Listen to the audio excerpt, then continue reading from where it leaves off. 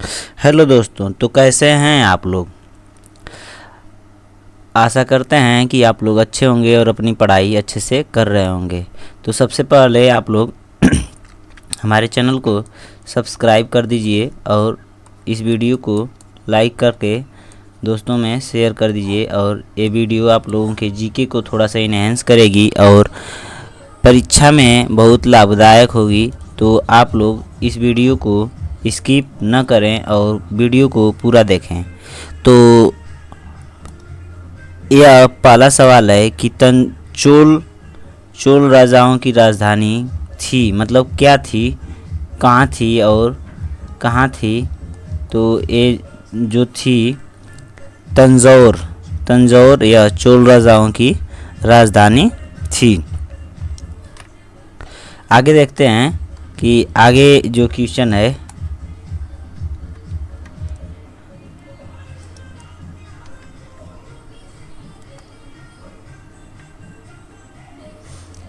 Question है, जगन्नाथ मंदिर का निर्माण किसने करवाया था। ये जो अगला क्वेश्चन है कि जगन्नाथ मंदिर का निर्माण किसने करवाया था। तो यह थे गंग वंश के शासक। कौन थे? गंग वंश के शासक करवाया था। आप लोग कमेंट बॉक्स में यह उत्तर दीजिएगा कि कोणार्क का जो सूर्य मंदिर है, कोणार्क का सूर्य मंदिर जो है उसको किसने बनवाया था। और कुतुब मीनार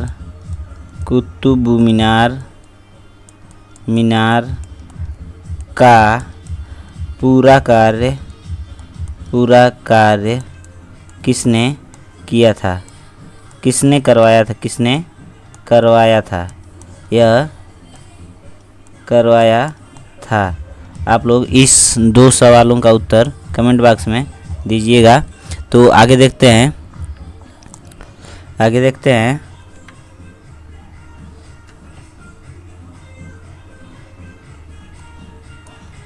ये क्वेश्चन है कि निम्न में से किस शहर को जुड़वा शहर के नाम से जानते हैं। तो निम्न में से किस शहर को जुड़वा शहर के नाम से जानते हैं। तो यह है हैदराबाद और सिकंदराबाद को आप लोग जुड़वा शहर के नाम से जानते हैं। हैदराबाद और सिकंदराबाद ये दो शहर हैं जो जुड़वा शहर के नाम से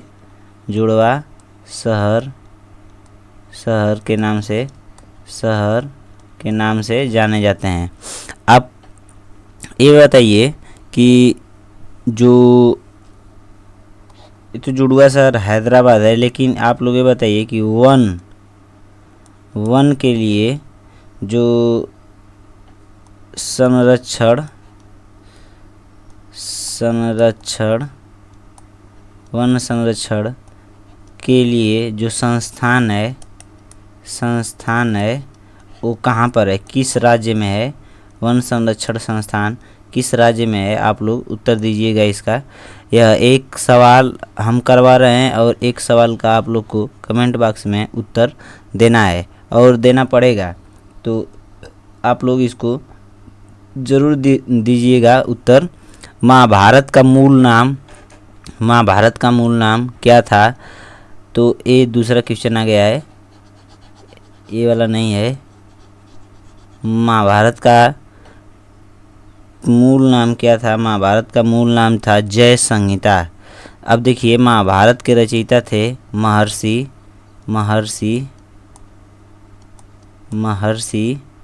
वेद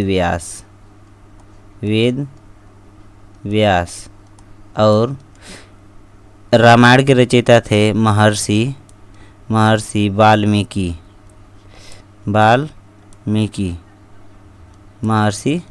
वाल्मीकि। अर्थशास्त्र के जो रचयिता थे, जो चंद्रगुप्त के गुरु थे, क्या नाम था उनका? चाणक्य जो थे ये अर्थशास्त्र के लेखक थे। और राजतरंगिणी जो कल्हड़ ये जो लेखक थे, इन लोगों ने ये किताबें लिखी थी। तो इसको आप लोग थोड़ा ध्यान दीजिएगा। और अब देखिए, राष्ट्रपति अपना त्यागपत्र किसे देता है? तो राष्ट्रपति अपना त्यागपत्र उपराष्ट्रपति को देता है। याद रखिएगा कि उपराष्ट्रपति को देता है। पहले सबसे ऊपर राष्ट्रपति होता है, राष्ट्रपति, फिर उसके नीचे उपराष्ट्रपति होता है। तो इसीलिए उपराष्ट्रपति राष्ट्रपति होता है, इसीलिए यह अपना त्यागपत्र इनको देते हैं। आगे देखते हैं। और इस एक बार एक सवाल और देखिए कि लोकसभा और फिर एक होता है राज्यसभा। राज्यसभा, लोकसभा और राज्यसभा, एक होता है राष्ट्रपति। ये तीनों संसद के मतलब संसद के अंग ऐसे लिख लेते हैं कि संसद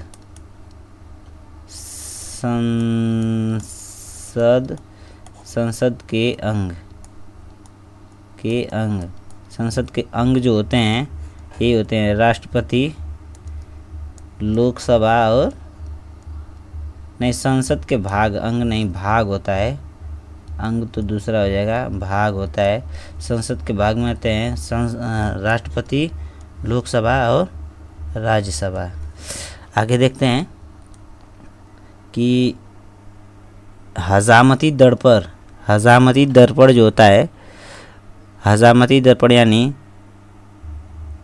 जो दर्पण, आप लोग जो शीशा देखे होंगे कि एक आदमी है, यहाँ पे मान लीजिए एक आदमी, इसकी दो दाढ़ी उड़ी है, पूरा बड़ी हुई है इस तरह से, और यह अपने हाथ से ऐसे उस तरह लेके बना रहा है। तो अपने आगे कौन सा शीशा रखेगा कि इसको सही दिखे? यहाँ पे कौन सा शीशा रखेगा कि इसका चेहरा जो है सही दिखे, और यह जो है अपना दाढ़ी या मूंछ कोई भी हो, कुछ भी हो, उसको काटने के लिए सही से इसको देख सके। तो इसमें होता है अवतल दर्पण। क्या होता है?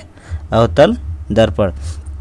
अवतल दर्पण की खास बात ये होती है कि यह इस तरह से धंसा हुआ होता है, और इसके ये तो लेंस हो गया, ये ऐसे इस तरह से होता है, और इसके पीछे साइड इस तरह से, इसके पीछे साइड लेपन किया जाता है, कोटिंग की होती है। और उत्तल दर्पण में क्या होता है कि इस तरह से होता है, और इसके अंदर वाले हिस्से पर कोटिंग की होती है। और एक होता है कि लेंस। क्या होता है? तो लेंस जो होता है इस तरह से दोनों ओर से बंद होता है, और यह इसको बोलते हैं उत्तल लेंस। और देखिए उत्तल लेंस, देखिए उत्तल लेंस में जो है कि बीच का भाग उभरा और किनारे का भाग धंसा हुआ होता है, और अवतल लेंस में इसका उल्टा होता है कि बीच का भाग धंसा और किनारे का भाग उभरा हुआ होता है यहाँ पे। तो ये होता है अवतल लेंस। और इस तरह से बहुत लेंस होते हैं, कई प्रकार के लेंस होते हैं। तो बस इतना याद रखिएगा कि इसमें इस अवतल का जो भी फार्मूला होगा, इसमें जो फोकस दूरी होगी वो हमेशा माइनस में होती है, और उत्तल में हमेशा प्लस में होती है। ये याद रखिएगा।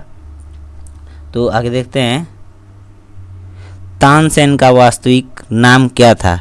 तानसेन का मशहूर गायक ये थे, अकबर के दरबार में दरबारी कवि भी थे, और इनका नाम था रामतनु पांडे। क्या था? रामतनु पांडे, यह थे मशहूर गायक। आगे देखते हैं कि खजुराहो का मंदिर, जो खजुराहो का मंदिर था, इसको लगभग कितने साल पुराना हो गया है? तो खजुराहो का मंदिर लगभग 1000 साल पुराना, मतलब 1000 साल पुराना हो चुका है खजुराहो का मंदिर। आगे देखते हैं कि निम्नलिखित में से कौन सी गैसें अम्लीय वर्षा की प्राथमिक कारण होती हैं? अम्लीय वर्षा की प्राथमिक कारण होती हैं SO2 और NO2। इसको बोलते हैं sulphur dioxide, sulphur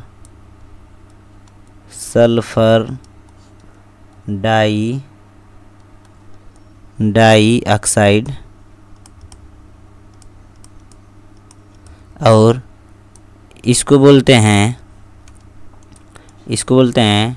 nitrogen dioxide, nitrogen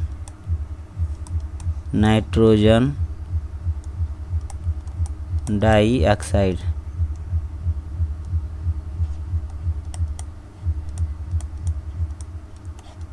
आगे देखते हैं कि पुस्तक गुड अर्थ के लेखक कौन हैं। पुस्तक गुड अर्थ के लेखक आप लोग जानते होंगे कि पर्ल एस बक को बोलते हैं। रविंद्रनाथ ने कौन सी किताब लिखी थी, इसको आप लोग कमेंट बॉक्स में उत्तर दीजिएगा। मुंशी प्रेमचंद्र की सबसे प्रमुख किताब का नाम बताइए, इसको भी आप लोग उत्तर दीजिएगा। और इनका भी चेतन भगत की जो लिखी हुई एक पुस्तक के नाम का उत्तर दीजिएगा। इन तीनों का उत्तर आप लोग दीजिएगा।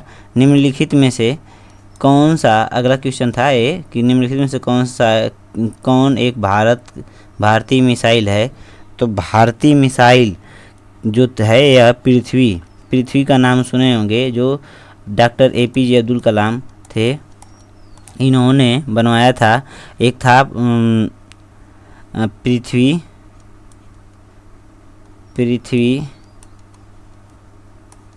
त्रिशूल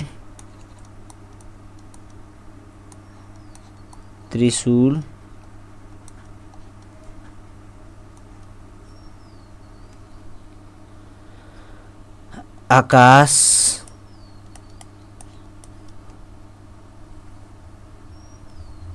नाग और एक अग्नि। इन मिसाइलों का इन्होंने जो बनाया था APJ अब्दुल कलाम ने, मिसाइल एक वो चला था योजना, उसमें इन्होंने 5 मिसाइलें बनाई थी। इसकी ट्रिक होती है पटना, PATAN। इसको बोलते हैं P से पृथ्वी, P से पृथ्वी, T से त्रिशूल, A से आकाश, A से अग्नि और N से नाग। तो इस तरह से याद रख सकते हैं और भूलेंगे नहीं।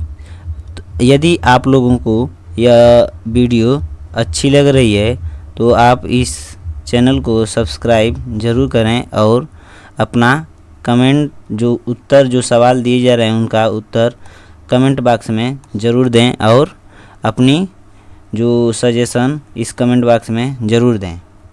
तो आगे देखते हैं कि सिंचाई सुधार लागू करने वाला पहला मुस्लिम शासक कौन था। तो सिंचाई सुधार लागू करने वाला पहला मुस्लिम शासक था फिरोज शाह तुगलक। इल्तुतमिश की बेटी थी रजिया सुल्तान। कौन थी? रजिया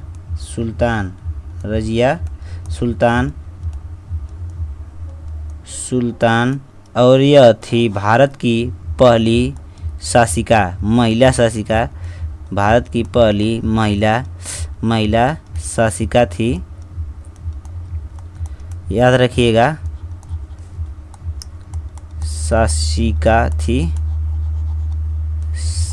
शासिका।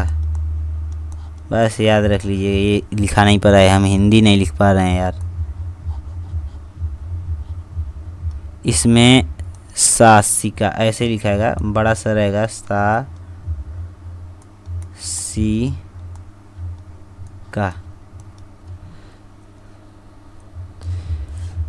और अलाउद्दीन खिलजी, इस तरह से इन लोगों के बारे में भी पढ़ लीजिए थोड़ा सा। आगे देखते हैं कि प्रवेग क्या होता है, कि प्रवेग की इकाई क्या होती है। ये सवाल है कि प्रवेग की इकाई क्या होती है। तो आप लोग इस सवाल का उत्तर देंगे कि प्रवेग की इकाई क्या होती है, प्रवेग होता क्या है और इसको हम लोग क्या बोलते हैं। तो प्रवेग एक प्रकार का वेग ही होता है, इसको हम लोग वेलोसिटी या वेग बोल सकते हैं। और इसकी जो इकाई होती है ये इनमें से कोई नहीं होगा। और